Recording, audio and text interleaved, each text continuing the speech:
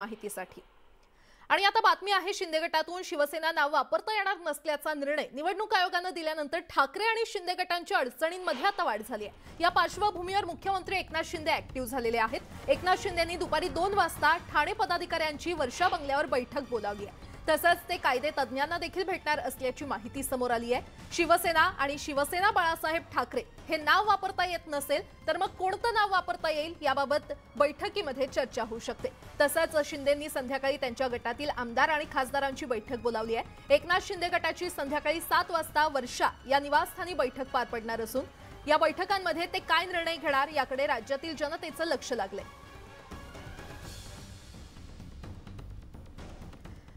दरम्यान चिन्ह गोठवल्याच्या मुद्द्यावर गुलाबराव पाटील आणि भाजप नेत्यांनी काय प्रतिक्रिया दिली आहे ते ऐकूयात।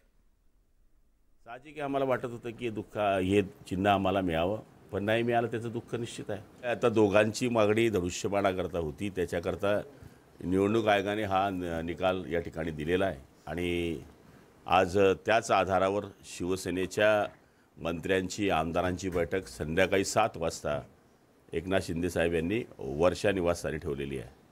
मला तरी असं वाटतं की नवीन चिन्ह घेण्याकरता ही बैठक असावी। उद्धव ठाकरे साहेबांनी आधी हिंदुत्व घालवलं, नंतर सरकार, आता निशाणी आणि नावही घालवलं, पण सगळ्यात महत्त्वाचं म्हणजे महाराष्ट्राचा जनतेचा विश्वासही गेला।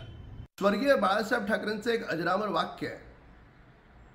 ते म्हणाले होते की त्यांचा पक्ष कधीही काँग्रेस किंवा तशी विचारधारा असणाऱ्या लोकांसोबत जाणार नाही, जायची वेळ आली तर पक्ष बंद करणं पसंत करेन, पण कधीही हिंदुत्व सोडणार नाही।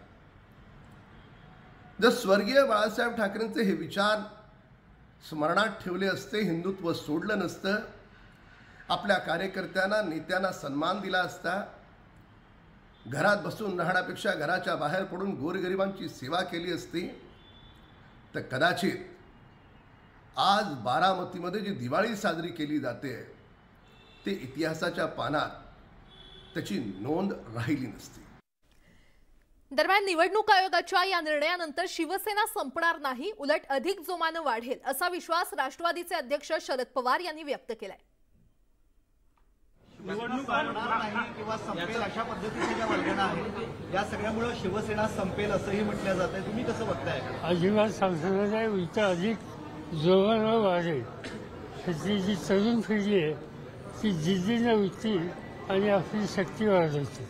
नाही, असं इथनं पुढं निवडणुकांना जर जायचं असेल आणि शक्तिशाली एखादी संघटना असेल तर ती जे ठरेल ते चिन्ह शेवटपर्यंत टिकेलच असं सांगता येणार नाही। आणि त्यावेळेस चिन्ह असो अथवा नसो निवडणुकीला सामोरं जायची तयारी ठेवली पाहिजे। असं मला अजिबात आश्चर्य वाटत नाही, हे होणार याची मला खात्री होते। हल्ली निर्णय कोण घेतं याची मला माहिती नाही, पण निर्णय हे गुणवत्तेवरच घेतले जातील याची खात्री हल्ली देता येते। आणि त्यामुळे असं काहीतरी घडेल, हे गेले काही दिवस वाटत होतं ते घडलं। आणि यासोबतच इतरही काही महत्त्वाच्या